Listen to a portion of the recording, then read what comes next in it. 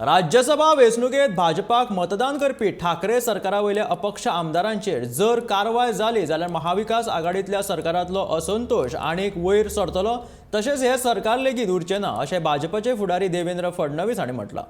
महाराष्ट्र सरकाराक तेंको दिवपी 6 अपक्ष आमदारांची मतां फोडून शिवसेनेची हक्काची जागा आपले कडेन ओडून 3 जागा जिखून दाखयल्या। हे खातीर महाविकास आघाडीक धपको बसला। ठाकरे सरकाराचे तारणहार शरद पवार हांचेर लेगीत देवेंद्र फडणवीस हांणी आरोप केल्यात। हारिल्ल्याचे नियाळ घेत उद्धव ठाकरेन आता विचार करपाचो वेळ आयला अशें फडणवीस हांणी म्हटलां। मला असं वाटतं की एकेकाळी आणि आजही पवार साहेबांबद्दलही असं बोललं जायचं की ते माणसं जवळ करतात, सगळीकडे त्यांचे मित्र असतात। तसं आता आमचेही आहेत, सगळीकडे संबंध चांगले आहेत। आणि विशेषतः मला असं वाटतं की राजकारणामध्ये जिथे गॅप असेल, जिथे अंतर्विरोध असेल, तिथे तिथे विरोधी पक्षांनी योग्य काम करायचं असतं। खरं म्हणजे त्यांनी घोडेबाजार ज्या दिवशीपासून सुरू केला त्या दिवशीपासूनच त्यांच्या आमदारांनी फैसला केला की आपल्याला घोडा म्हणतायत तर आपली आवश्यकता यांना नाही आहे आणि त्याच्यामुळे आपण आता बीजेपी सोबत गेलं पाहिजे।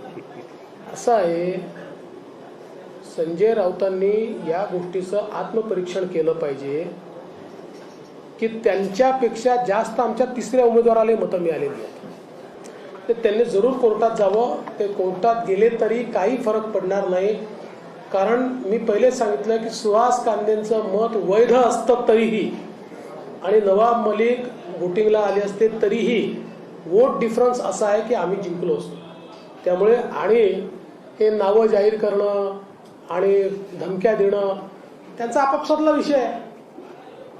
म्हणजे ते जे काही करतायत त्यांनी ते अधिक लोकप्रिय होणार नाही आहे, त्याच्यामुळे त्यांच्यातला अंतर्विरोध अजून उफाळून येणार आहे। जसं मगाशी दादांनी सांगितलं, जे चित्र आम्ही पाहतोय, जो अंतर्विरोध आम्ही पाहतोय, जी नाराजी आम्ही पाहतोय आणि समोरून येऊन म्हणजे खरंच सांगतो, अनेक सत्ता पक्षातल्या आमदारांनी येऊन आम्हाला हे सांगितलं, भाऊ काही झालं तरी उमेदवार परत घेऊ नका, बिनविरोध करू नका, आम्हाला दाखवूनच द्यायचं आहे। हे त्यांनी सांगितलं, खोटं सांगत नाहीये।